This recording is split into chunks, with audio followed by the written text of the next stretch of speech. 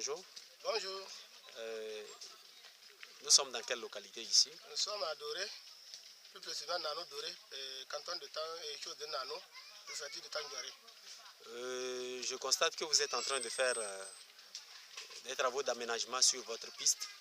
Est-ce que vous pouvez nous dire qui vous êtes et qui a soutenu financièrement pour que vous puissiez faire ce travail? Merci pour votre question. Sinon, c'est une initiative prise par la population cible, parce que bon, c'est un danger pour la population, parce que c'est nous-mêmes qui courons ce risque. À voir les trous à chaque jour, les gens tombent là-bas, ils se blessent, ils cassent les pieds. Et à voir ça, j'avais eu pitié et j'ai apporté une doléance auprès de l'honorable Gogué de nous soutenir avec un petit fonds pour qu'on puisse aménager, pour qu'on puisse c'est-à-dire remblayer ces trous-là pour ne plus causer des accidents. Et il nous a, c'est-à-dire en premier lieu, il nous a donné 200 000. Et quand on a commencé, on avait vu que ça ne pouvait pas aller. Et ce matin, il vient de nous envoyer 75 000 francs de complément. Pour achever les travaux. Pour achever les travaux. Donc c'est l'honorable Gogué oui, qui a soutenu financièrement. J'ai vu un véhicule en train de ramasser la latérite. Oui, la latérite, c'est grâce à ces moyens qu'on a pu louer le véhicule. Et le véhicule, il nous a pris en location par jour 45 000 francs.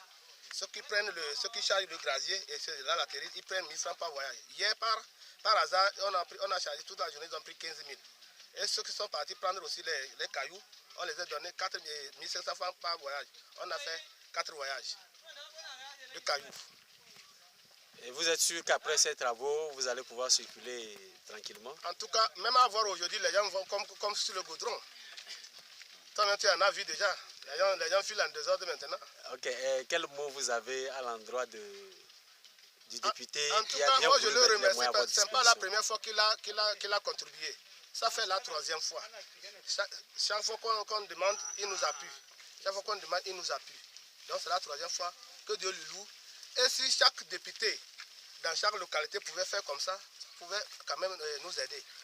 Parce que si on attend tout, c'est-à-dire de l'État, l'État nous a oubliés. Si l'État ne nous a pas oubliés, la route là a été tracée en 1981 par le Fonds européen de développement. Le FED. Donc si aujourd'hui, il n'y a plus de gradaires et que c'est la population cible qui doit s'engager, nous voyons que vraiment c'est de là la clé. Vraiment, je remercie l'honorable qui nous a soutenus. Et bon, combien de fois il passe sur cette route? Peut-être une fois dans l'année ou bien 2 fois. Mais c'est nous qui suivons les conséquences.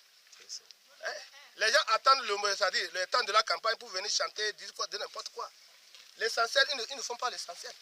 Il faut que l'État togolais prenne soin, c'est-à-dire se souvient quand même de sa population, ait pitié de la population. Ben, j'ai vu une plaque sur la route où c'est dit que c'est bon, que BTP doit réaliser des travaux en 6 mois.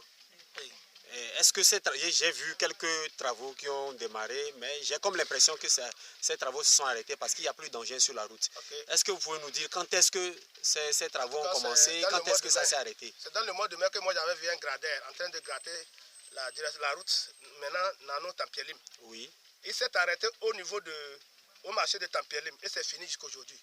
Depuis le mois de mai, quand il a arrêté les travaux, c'est fini. Moi, je n'ai plus vu un gradeur sur la route là. Donc, un travail prévu pour 6 mois, ils ont fait à peine un mois et tout le monde a disparu. En tout cas, c'est moi qui le dis, ça, moi, je suis sur la route. Ok, merci beaucoup. Et ceux qui sont concernés, ils peuvent faire les enquêtes, voir s'il y a encore un gradeur sur la route. Ok, merci bien.